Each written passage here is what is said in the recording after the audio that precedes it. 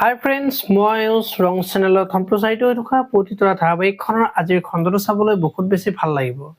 কিয়নো যোৱাটো খণ্ডত অৰিখনৰ লগত কাম কৰা পুলিচজন চাইন ল'বলৈ আহিছিল আৰু তেতিয়া অকিৰণে অনিৰ্বাণৰ ওপৰত দিয়া এফআইআৰখন কিমান আগবাঢ়িছে বুলি সোধাত অনিৰ্বাণৰ ওপৰত কোনো ধৰণৰ এফআইআৰ দিয়া নাই বুলি কোৱাত অকিৰণে মাকক কথাটো সুধিব লাগিব বুলি কোৱা দেখিবলৈ পাইছে। আজিৰ খণ্ডটোত অকিৰণে মাকৰ আগত তুমি যে মোৰ পৰা এফআইআৰখন চাইন কৰাই লৈ গৈছিলা, তুমি নিদিলা নেকি বুলি সুধিব। আৰু তেতিয়া মাকে নাই দিয়া বুলি ক'ব আৰু এইটো কাম বেদই কৰা নাই বুলি ক'ব।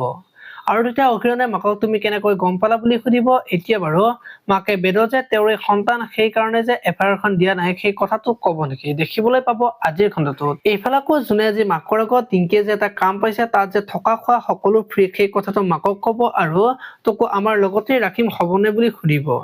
এতিয়া বাৰু মাকে তই ছাৰৰ কাৰণে এইখন চহৰ এৰিম বুলি ভাবিছা নেকি বুলি কোৱা দেখিবলৈ পাব।